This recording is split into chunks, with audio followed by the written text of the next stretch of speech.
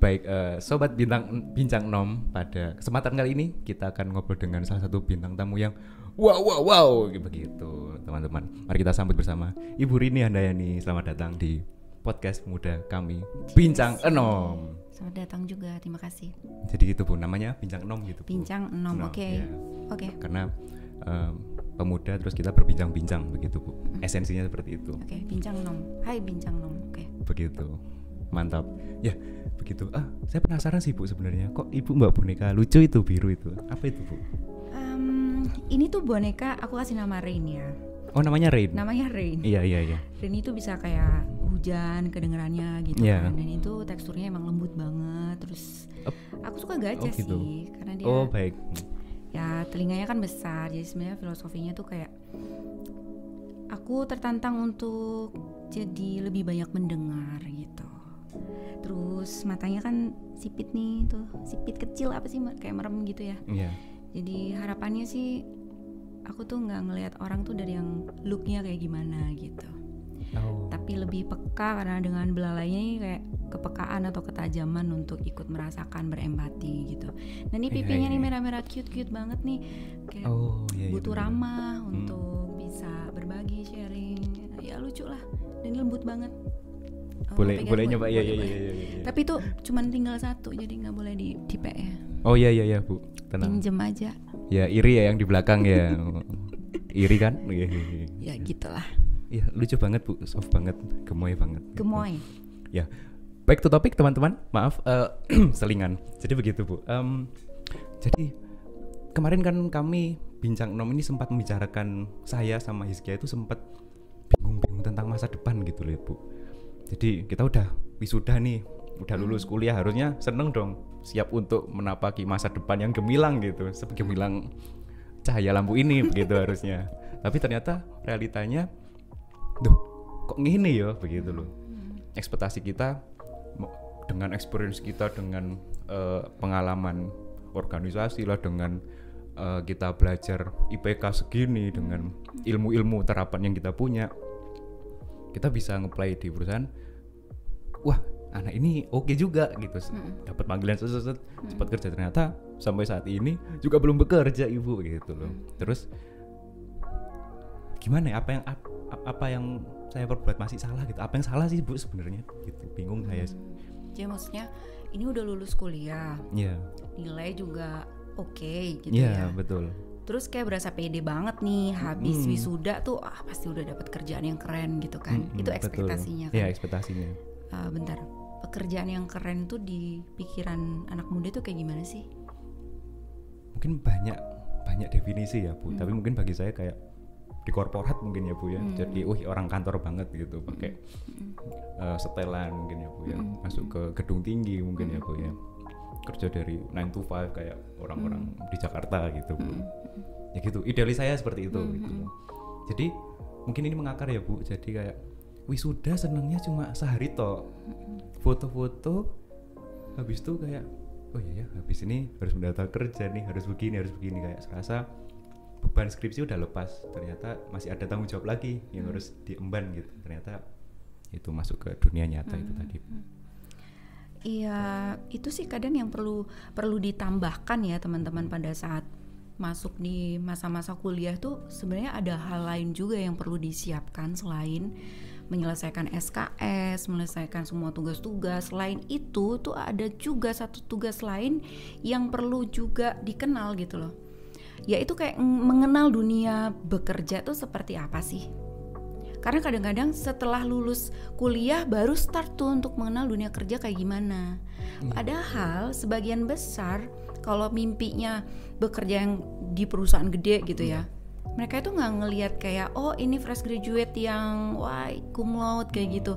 Sekarang tuh nggak banyak perusahaan yang ngelihat IP kita. Oke. Tapi banyak banget perusahaan yang ngelihat personality dan dia bisa kerja atau enggak gitu.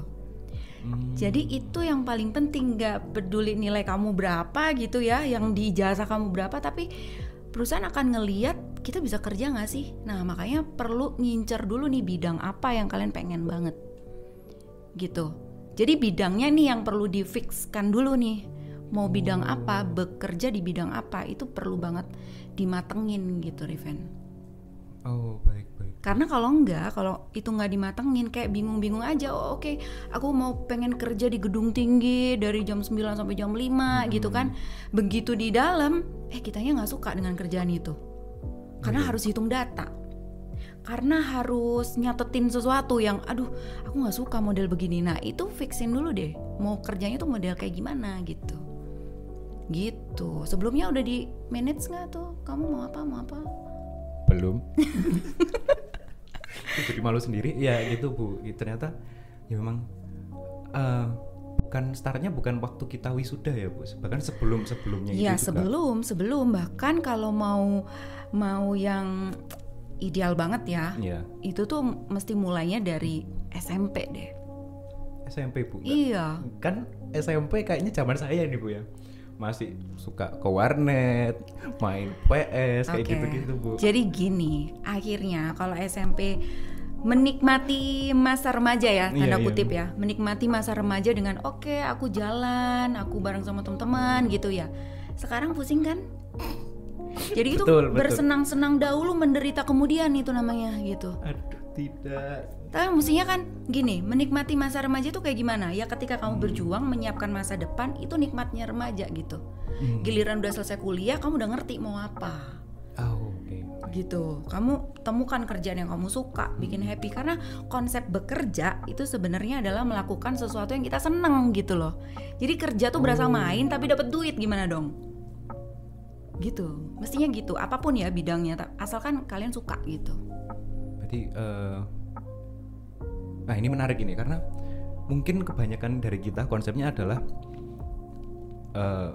kita harus pada hobi yang kita senangi, kita harus ada keahlian yang kita punya dan itu menghasilkan duit, dan kita harus ada satu hal lagi yang memang yes buat nganggur kita lakukan itu gitu loh. Jadi kita ada 3 kegiatan yang kita bisa, tapi ternyata memang kalau bisa seneng dan ngelakuinnya gini, dapat duit, kenapa tidak? Benar kayak gitu. Ada orang-orang yang suka menghitung akuntansi misalnya, dia seneng banget gitu.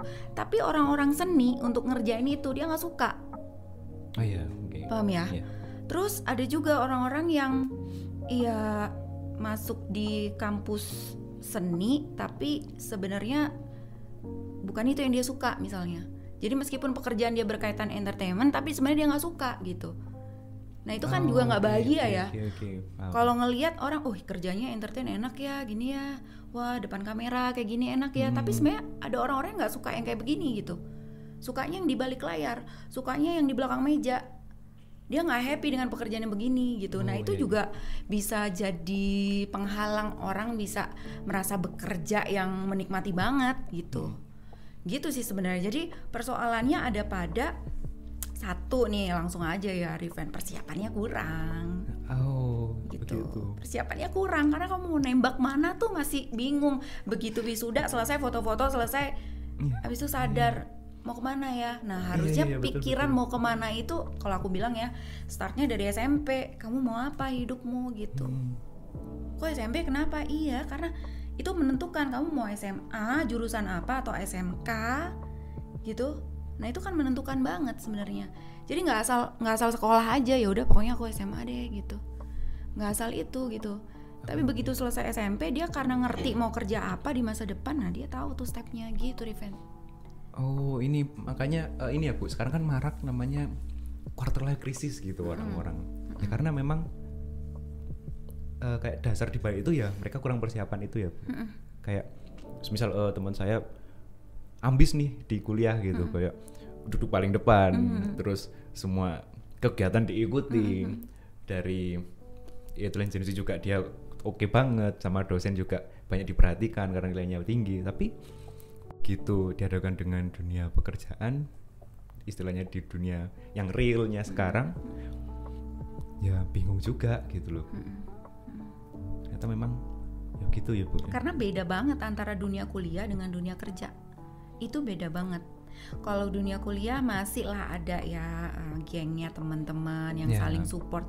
Hei aku gak melebu yo, titip tanda tangan. Nah itu kan banyak banget ya. Iya. Gitu, dan ya dosen nggak mau tahu lah dengan itu gitu. Ya udah pokoknya tanda tangan kamu full, kamu bisa ngerjain, entah gimana caranya ya udah gitu kan. Tapi kalau di dunia kerja itu beda lagi, ada standar yang ditetapkan di situ gitu. Kadang ini yang bikin shock tuh. Peralihan Oh, antara iya. kuliah dan kerja gitu kan. Kerja punya standar gitu. Jadi nggak semua orang yang ngelamar pasti diterima. Nggak semua yang diterima pasti lama. Betul. Gitu. Kayak gitu, karena bekerja punya standar yang wajib banget tuh dipenuhin gitu. Kuliah punya standar, punya. Tapi kan IP 2 juga masih lulus kan? Gitu. Betul. 1,9 ya masih lulus lah gitu. Ada D-nya 2 masih bisa gitu kan. Nah, Iya. tapi kalau bekerja apalagi perusahaan yang ditembak nih yang gedungnya tinggi, Iya, nah itu betul. pasti udah levelnya tinggi banget. Standar bekerjanya juga tinggi banget. Nah, kita bisa capai nggak tuh gitu. Baik. Sekarang coba kita tarik mundur diri kali ya Bu ya. Dia kan udah kerja, kuliah. Mungkin pas SMA ini Bu. Mungkin kira-kira persiapannya pas SMA itu harusnya gimana sih Bu gitu loh. Karena SMA kan istilahnya kita fokusnya adalah nyari jati diri mungkin ya Bu. Buru-buru mikir masa depan, jati diri aja juga belum nemu mungkin. Mungkin di fase saya seperti itu dulu gitu loh. Gimana Bu mungkin? Rasanya konsep mencari jati diri itu yang perlu direkonstruksi ya teman-teman ya gitu. Karena sebenarnya masa muda itu bukan mencari jati diri, tapi membentuk dan membangun jati diri. Jadi kamu mau apa itu bisa. Sebenarnya gitu. Karena waktu kita habis kalau kita nyari jati diri. Tapi karakter kita akan jadi efektif kalau kita membentuk jati diri kita mau seperti apa. Sebenarnya kayak gitu sih. Makanya orang kayak habis waktu untuk mencari jati diri yang pas ketemu dia nggak cocok gitu kan. Nah kenapa kita nggak membentuk jati diri kita aja gitu, kita mau seperti apa. Nah itu kan harus dapat dulu goals hidupnya mau ngapain gitu. Karena kalau nggak dapat goals hidupnya mau apa ya nggak ngerti juga mau membentuk yang seperti apa gitu. Dan di sini sebetulnya peran orang tua ada besar banget iya, tapi tidak selalu harus. Karena balik lagi ya, setiap manusia kan bisa ambil keputusan hidup dia sendiri, dia mau apa gitu. Nah manusia yang sudah sadar bahwa aku ini hidup itu macam-macam sih. Kadang SMP udah sadar aku ini hidup gitu ya. Kadang ada yang sadarnya SMA, kadang yang ya udah lulus kuliah baru sadar gitu, saya hidup ya gitu. Nah, pada saat seorang itu sadar bahwa dia hidup, disitulah sebetulnya dia punya kemampuan untuk menentukan hidupnya mau ngapain gitu. Mestinya gitu. Aduh, saya jadi speechless ini ya Bu ya. Karena selama ini saya rasa hidup saya salah ini ya Bu. Karena seperti terpaku untuk mencari sesuatu, padahal ya harusnya kita yang membentuk diri kita sendiri gitu loh. Mungkin kayak gini Bu, untuk orang-orang kalangan saya yang udah kadung gitu loh Bu, masih terlambat nggak untuk berubah yang lebih baik? Enggak mungkin? lah, nggak ada yang disebut terlambat guys gitu. Karena ya waktunya tiap orang tuh kan beda-beda gitu. Kesadaran Riven untuk aku hidup nih sekarang gitu baru sekarang, tapi dalam waktu yang sama sekarang ini ada anak-anak SMP yang dia udah sadar bahwa dia hidup dan bikin mapping masa depan dia mau apa gitu. Nah itu yang aku bilang, waktunya tiap orang tuh kan beda-beda. Jadi buat saya sih nggak ada kamus terlambat atau aduh kadung gimana nih gitu. Ya startnya gimana ya sekarang gitu. Ya udah sekarang, terus aku mau gimana? Ya udah tentuin. Riven sekarang mau apa hidupmu gitu. Kamu mau ngapain? Goalsmu tuh apa gitu. Yang dipikir tuh stepnya bukan kayak besok aku mau apa ya. Supaya besok itu mau apa kamu efektif, kamu mikir kayak misalnya Riven 40 tahun tuh kayak gimana sih sosoknya? Coba Riven 40 tahun mau kayak gimana sosoknya? Ya kau bayangin ya, Riven dewasa nih 40 tahun tuh seperti apa sih gambarannya gitu. Mimpi kamu deh gitu. Waduh, bingung ya Bu ya. Coba kayak gitu. Bener suruh mikirnya sekarang Bu. Iyalah. Mateng kon. Waduh. Kakak nanya gimana iya, gitu. Pikiran saya Bu ya 40 tahun, mungkin berarti 20 tahun lagi ya Bu ya. Udah menikah, mapan kayaknya, punya anak, terus habis itu kayaknya. Oke, aku pause dulu ya. Oke. Ini ya teman-teman ya, mau menikah, Mateng kan. udah menikah punya anak gitu, mapan gitu ya Iya. kan. Tapi sekarang waktu ditanya, oh aku pengen bekerja di corporate yang begini gitu, kan ini nggak match ya guys gitu, ya nggak sih? Oh gitu. 40 tahun berarti kan kayak nggak ketemu gitu loh. Padahal mimpinya Riven yang sekarang ternyata 40 tahun, oh aku sudah menikah, punya anak, bekerja mapan gitu ya. Itu dulu gitu. Tapi kan ya maksudnya gimana nih? Oke, kalau sekarang punya bayangan, oh aku bekerja di corporate yang begini-begini. Nah, itu relevan kan dengan itu gitu. Misalnya 40 tahun minimal aku tuh udah ya kepala divisi apalah misalnya gitu. Oke. Oh aku udah bisa ini manajer apa atau direktur apa misalnya kayak gitu. Jadi bukan menikahnya yang salah ya, tapi kayak membangun perspektif itu yang mesti klop gitu loh. Kadang konsep berpikir yang terlalu random, ya random tuh seru sih, tapi buat hidup jangan random banget juga gitu. Jadi kalau tadi Riven bilang, oh sekarang punya mimpi bekerja yang begini. Tapi begitu aku nanya 40 tahun lagi, kamu membayangkan hidupmu seperti apa nih gitu kan. Terus kamu bilang ya punya anak, menikah, udah apa gitu. Itu kan suatu yang memang oke, itu goalsnya gitu. Tapi kira-kira anak kan butuh sekolah, butuh asuransi pendidikan gitu ya. Betul. Istri, entar, kamu pengen punya istri yang kayak gimana, Fen? Aduh, berat ya. Pasti yang oke lah ya kan ya. Iya. Sosok wanita yang oke. Nah itu kira-kira sepadannya sama pemuda yang kayak gimana tuh gitu. Ya saya pengen punya istri yang ya dia cerdas lah, dia bisa mendidik anak-anak saya dengan baik gitu. Nah cewek yang begini kira-kira selevelnya sama cowok yang kayak gimana gitu kan. Nah itu dulu yang basicnya kamu harus bangun dulu nih semuanya gitu. Makanya yang perlu didandanin itu banyak hal sih ya gitu. Cuman enggak terlambat juga sekarang, masih bisa gitu. Apa yang pengen kamu gapai, oke, pengen menikah 40 tahun berarti udah ready-nya umur berapa nih? Bukan 39 juga gitu loh Riven kan ya. Gitu. Kamu pengen membahagiakan, konsep membahagiakan keluargamu seperti apa? Nah itu pegang lalu perjuangkan gitu. Pegang dulu tuh 40 tahun aku pengen mencapai ini. Kalau Tuhan izinkan, Tuhan berkati, aku pengen mencapai ini 40 tahun. Berarti mulai dari sekarang step apa nih yang harus dilakukan gitu. Bukan lagi disiapkan ya, tapi dilakukan kalau usianya Riven nih gitu. Baik. Berarti saya ubah berarti ya Bu, tujuan saya. Pengen jadi misal yang megang IT-nya perusahaan gitu. Oh iya dong. Perusahaan A gitu semisal gitu. Seperti itu Bu, yang lebih relevan berarti ya. Lebih relevan. Jadi gini, kalau kamu udah sampai di situ, nanti kira-kira ya untuk membangun satu keluarga itu tinggal pilih aja gitu loh. Cewek-cewek yang sepadan dengan kamu kan di situ kan tinggal pilih aja Riven gitu. Kalau sekarang kamu tiba-tiba yang aku pengen punya istri yang begini, ya kira-kira itu mau nggak sama yang sekarang gitu kan? Iya. Gitu ceritanya. Jadi mesti disiapin dikerjakan dulu nih pondasinya gitu. Oke. Oh ini menarik sih Bu. Kan tadi ya karena kita juga orang Nasrani ya Bu. Maksudnya mungkin mau tanya juga karena Ibu juga ada bergelut di bidang teologi dulu ya Bu ya. Ya memang kita punya mimpi boleh, idealis boleh, tapi kan juga tidak lupa dengan ada campur tangan Tuhan gitu loh Bu. Nah semisal kita mimpinnya A tapi ternyata mungkin rencana Tuhan ternyata B gitu loh Bu. Ya kan maksudnya kadang kita syok kayak kok aku udah mengusahakan ini tapi kok apakah seakan-akan jalan Tuhan B begitu. Nah itu loh Bu. Ya itu harus ini ranah yang berbeda ya teman-teman ya. Ini ranah yang berbeda. Kenapa aku bilang ranah yang berbeda? Karena gini, persoalan spiritualitas dan relasi bersama dengan Tuhan itu hal yang sangat private gitu. Itu hal yang sangat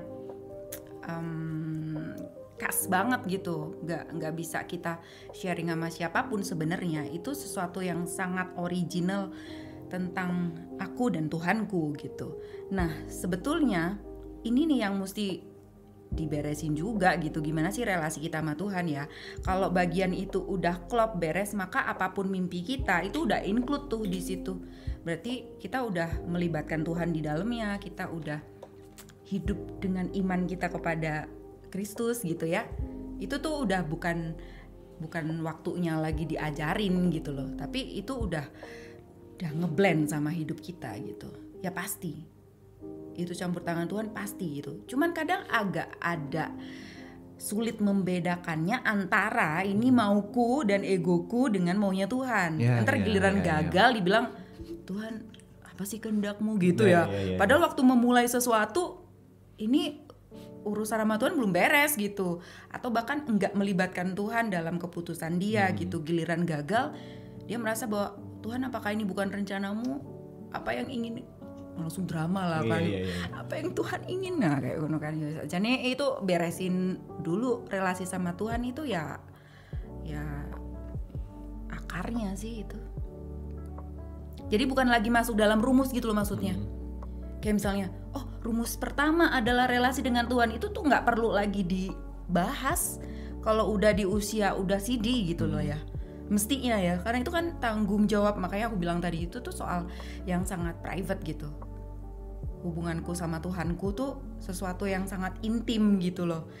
Yang mestinya itu udah merasuk di pikiranku, di hatiku, dan di semua tentangku gitu. Termasuk harapan-harapanku dan plan-plan yang aku buat gitu. Mestinya ya itu udah kecampur sama pikiranku terhadap Tuhanku gitu. Tapi ya nggak banyak juga kan Bu yang paham dengan hal ini gitu loh Bu. Makanya tadi saya tanyakan karena di luar sana kayaknya saya lebih banyak ketemu orang yang seakan-akan ya mungkin ya manusia ya kita ya menjudge-nya adalah kayaknya seakan-akan tanpa melibatkan Tuhan rencananya dia kayak lempeng-lempeng aja deh gitu loh. Ya kan itu kelihatan dari luar loh. Orang melibatkan Tuhan itu kan kita nggak tahu seperti apa kan. Ada orang-orang yang kelihatannya sibuk bekerja yang mungkin orang-orang gereja bilang tanda kutip tuh sekuler gitu ya. Sekuler. Tapi hatinya tertuju pada Tuhan, semua yang dia kerjakan pada Tuhan gitu. Tapi kan itu ya orang nggak tahu, makanya itu sangat intim tadi itu loh gitu.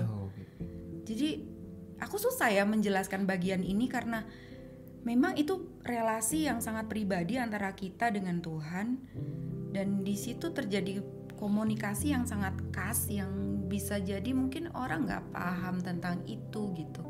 Cara kita berelasi dan melibatkan Tuhan itu polanya seperti apa itu nggak bisa semua orang itu paham gitu. Nah kalau bicara tentang itu berkaitan dengan perkembangan iman juga sih. Tahap-tahap perkembangan iman. Nah itu tuh ada. Ini kalau ngomong ini nanti jadi kuliah ya. Nggak usah deh.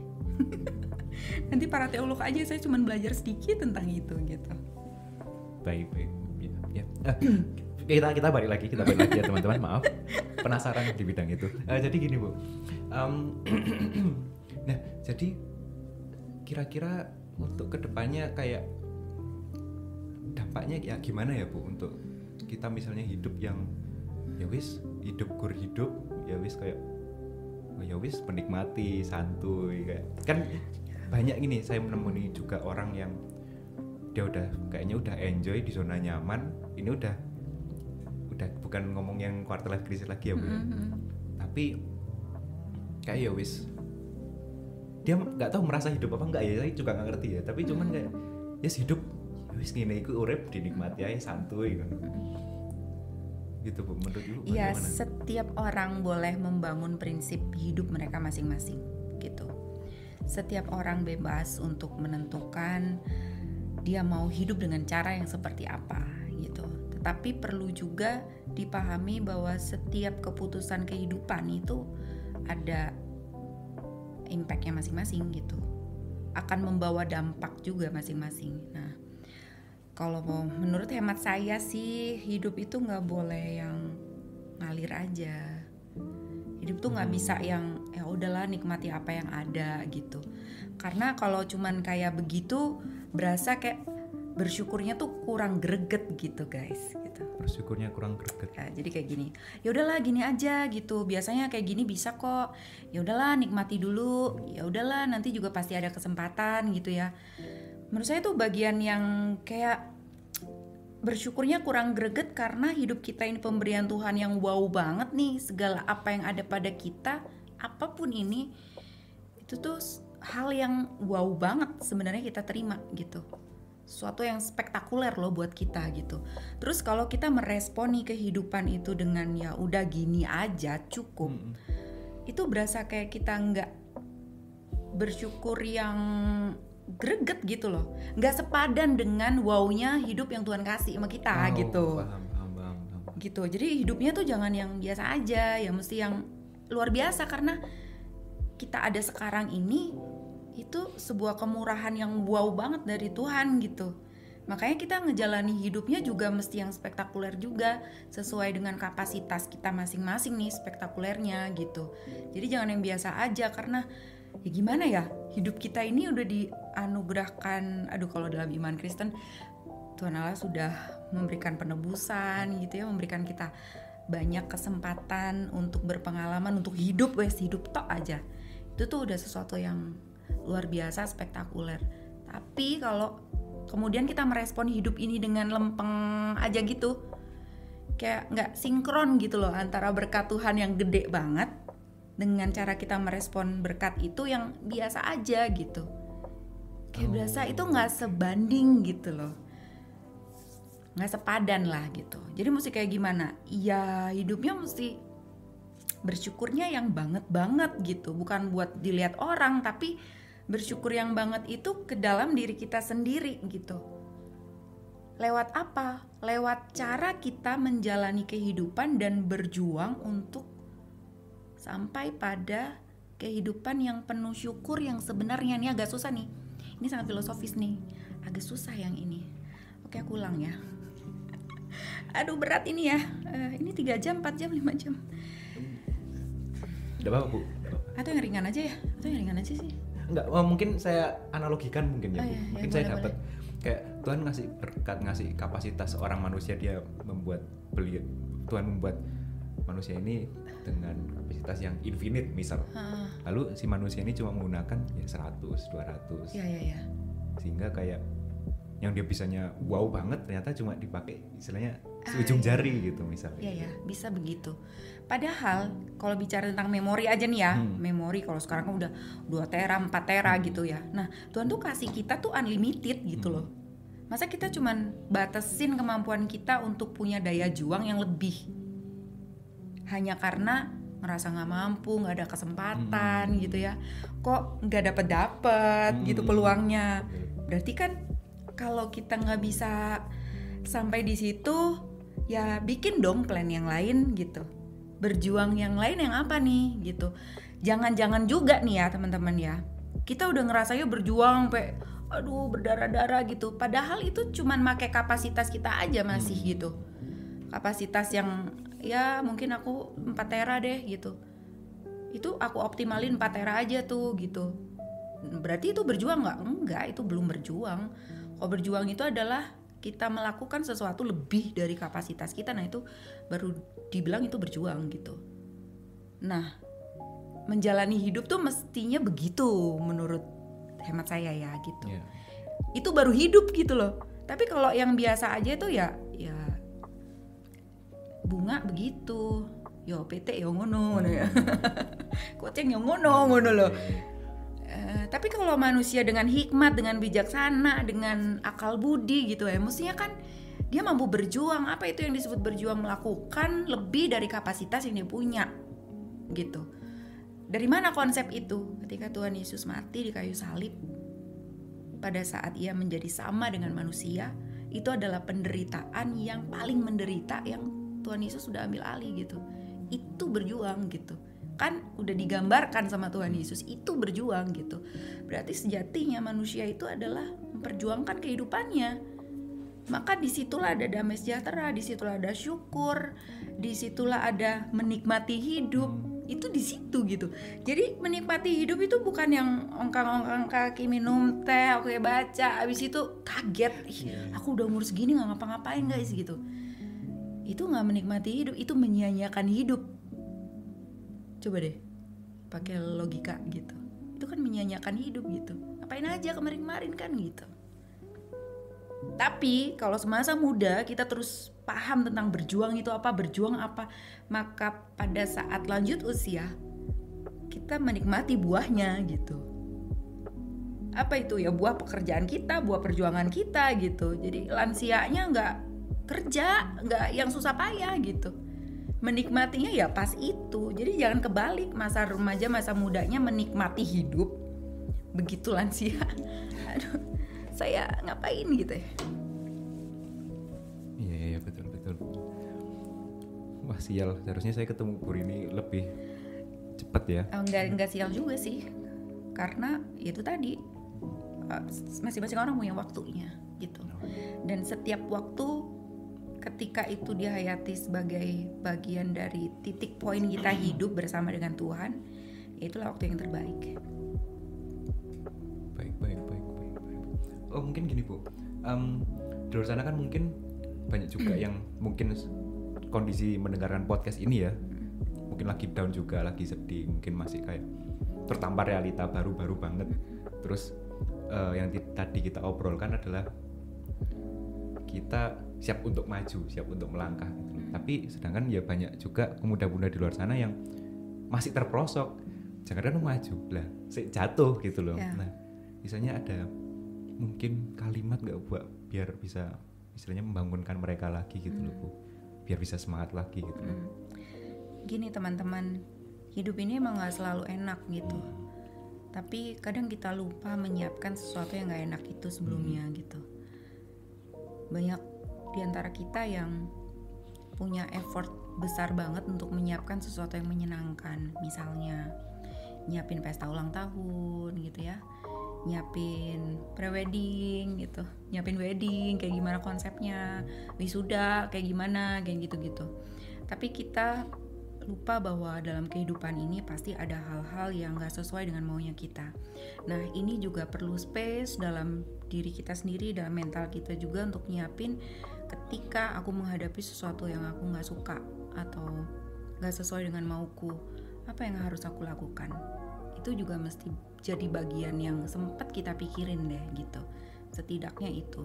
Terus gimana dong kalau sekarang aku udah rasanya terpuruk banget nih hidup aku. Gini, balik lagi kita mesti ingat bahwa hidup pemberian Tuhan itu wow banget guys gitu. Kalau saat ini kalian terpuruk, coba batasin deh mau berapa lama terpuruknya gitu. Karena kita sendiri yang bisa menolong diri kita sendiri. Kalaupun ada orang yang peduli sama kita, gak fair dong kalau dia harus ngurusin hidup kita gitu, karena dia juga punya hidup dia sendiri kan gitu.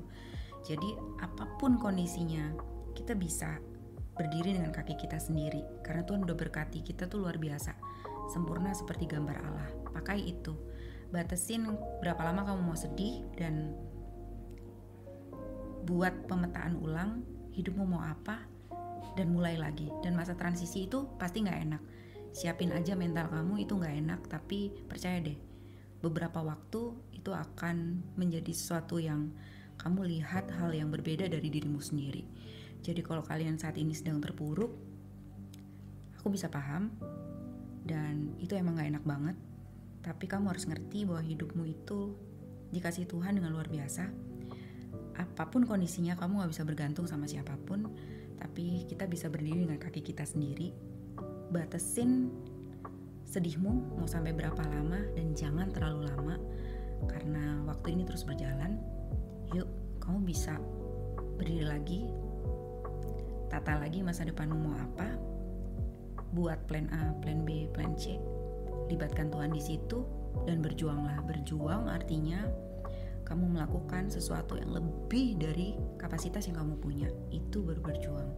Jadi kalau kamu hanya memakai potensimu aja, itu belum berjuang. Sampai kamu ngerasa kecapean banget, itu baru berjuang. Gitu. Bisa.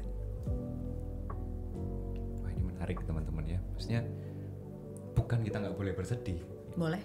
Boleh, tapi cuman mau dibatasi sampai berapa lama gitu loh, karena nggak mungkin juga kita stuck di situ terus ya. Benar banget. menenangkan jiwa. Maaf. Ya, menenangkan jiwa. Jujur buat saya sendiri, enggak bercanda. Jadi gini Bu, tadi kayaknya udah berlari. Nah, supaya orang-orang yang sudah berjuang bisa apa istilahnya? Dari yang berlari dia bisa lebih ngoyo lagi gitu loh Bu. Istilahnya pecutan. Wih, pecut. Jahat banget, enggak gitu. Paham ya Bu maksudnya? Ya.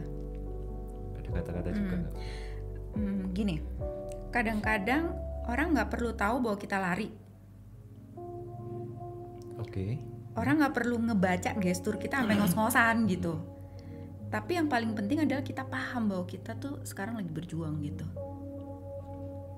Maksudnya gini, orang nggak perlu tahu seberapa susah payahnya kita untuk berjuang gitu. Yang paling penting adalah kita harus ngerti bahwa saat ini saya sedang berjuang gitu.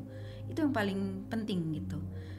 Karena tadi kalau Mas Riven bilang kayak gimana sekarang udah lari harus lebih memacu lagi, itu bukan tentang apa yang nampak ya, tapi lebih ke mental kita, ke spiritualitas kita juga.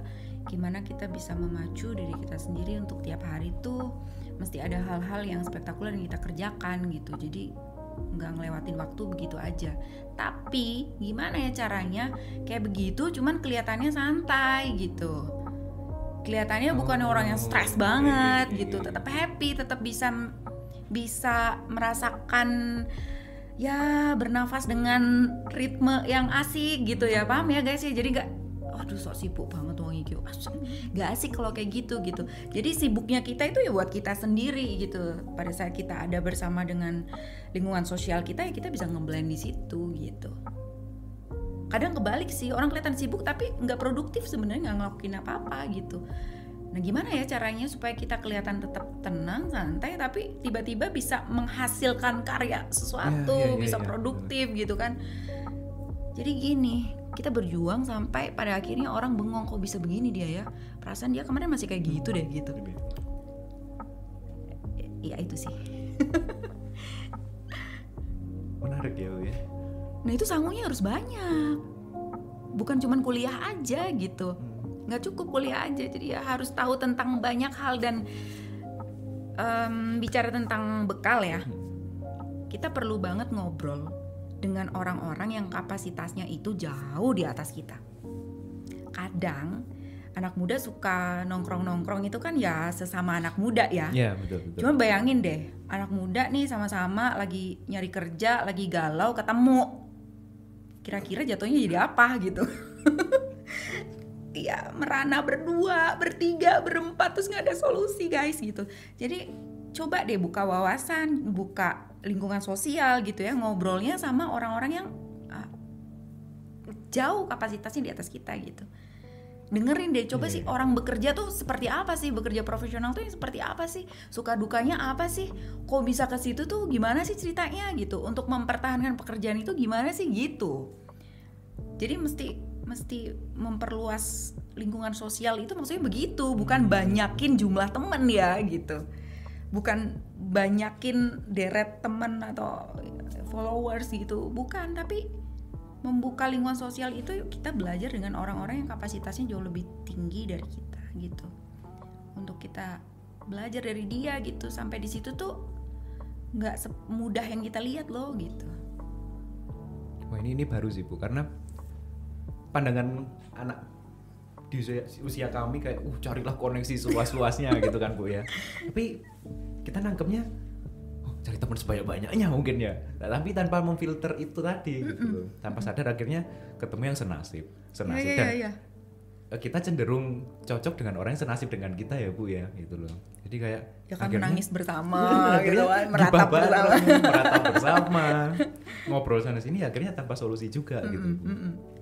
Harusnya yang kita cari adalah mungkin orang yang berpengalaman di bidang A, B, C, terus kita ngobrol, berdiskusi hal itu tadi, gimana experience mereka dalam bidang pekerjaan gitu ya Bu harusnya.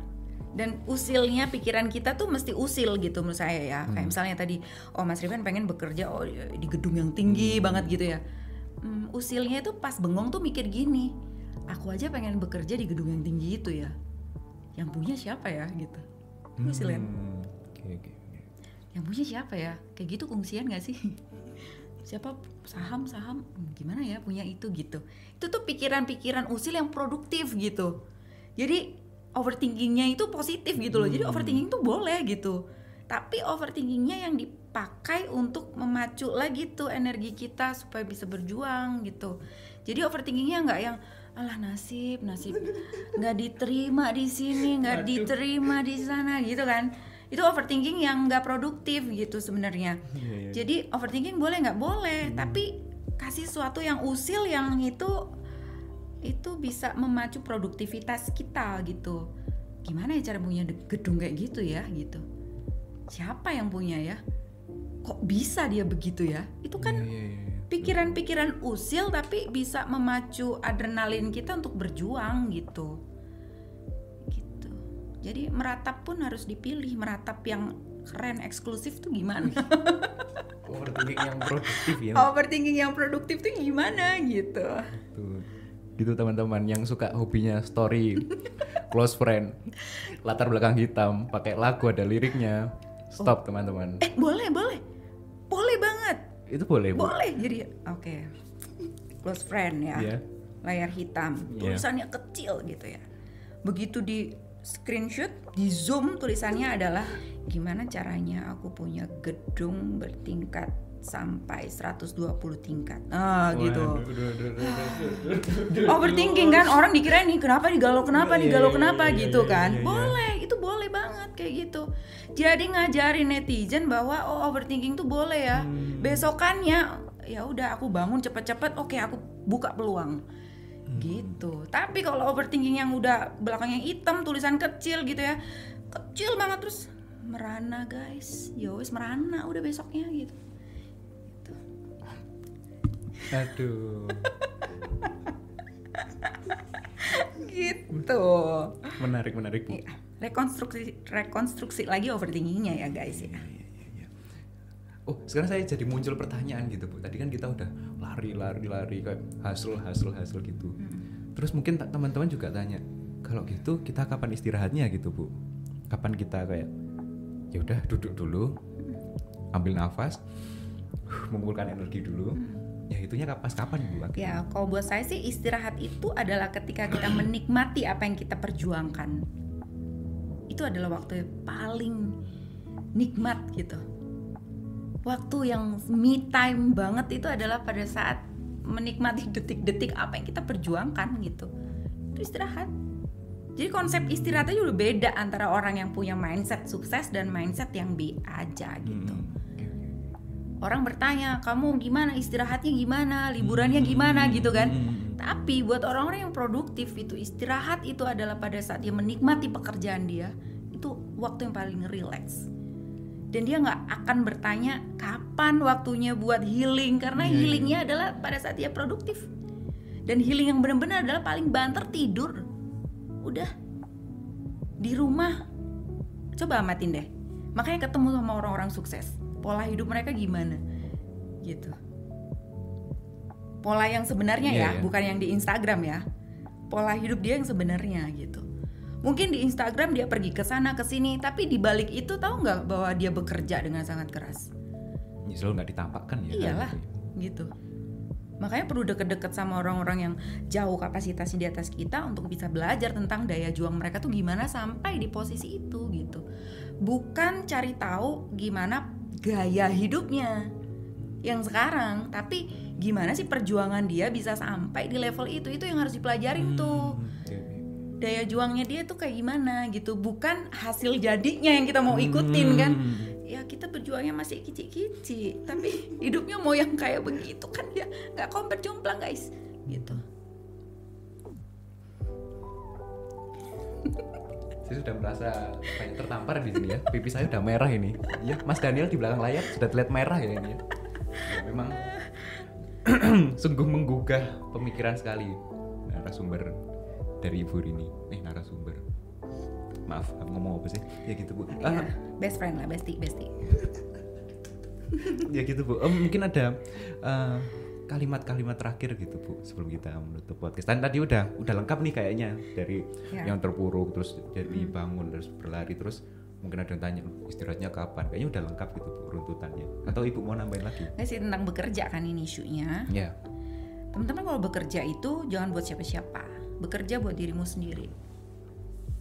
jangan bekerja buat perusahaan, jangan bekerja buat menyenangkan orang tua gitu ya, tapi bekerja itu untuk dirimu sendiri, bahwa kamu memang layak untuk mendapatkan masa-masa itu gitu. Kamu memang menghidupi pekerjaan itu untuk kamu bisa happy gitu aja.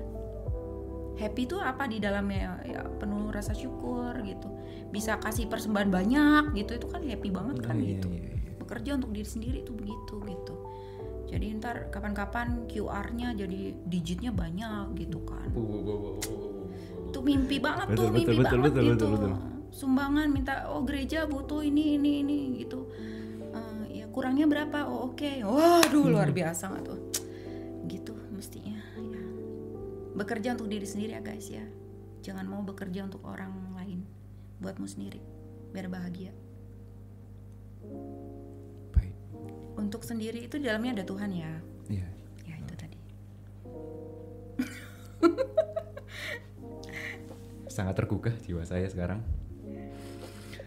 Wow, tidak terasa sudah banyak sekali perbincangan kita bersama Ibu Rini. Terima kasih banyak Bu Rini, benar-benar mindset saya yang selama ini kayaknya urut ngene ini kayak semua langsung dipatahkan gitu. Tapi ya itu benar gitu loh teman-teman ya. Dan saya sendiri merasa kayak punya semangat baru dalam hidup itu. Gimana teman-teman? Ada yang merasa tertampar juga sama seperti saya? Waduh. Lucu sekali Daniel. Iya. Terima kasih banyak ya Bu Rini sudah hadir di Bincang Enom kali ini. Dan juga semoga podcast ini bisa memotivasi, menginspirasi teman-teman. Bisa semua. jadi booster. Bisa jadi booster. Kata-katanya Ibu dong yang menutup kayak. Ya udahlah, happyin hidupnya, hidup buat Tuhan, jalan yang benar, jangan terlalu banyak santai, optimalkan kapasitasmu. Sampai berjumpa di Bincang Enom selanjutnya. Kita dadah Bu. Dadah. Keren, sangat keren.